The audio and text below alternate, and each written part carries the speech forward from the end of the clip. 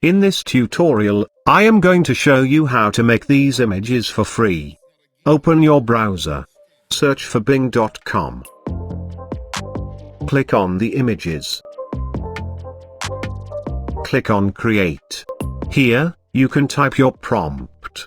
I give you some prompts in the description.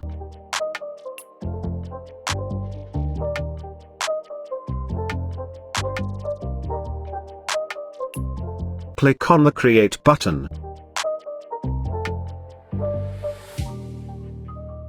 Click on the image to preview. If you want to download this, simply click on the download button. And you will get an image without any watermark. Let's try another sample.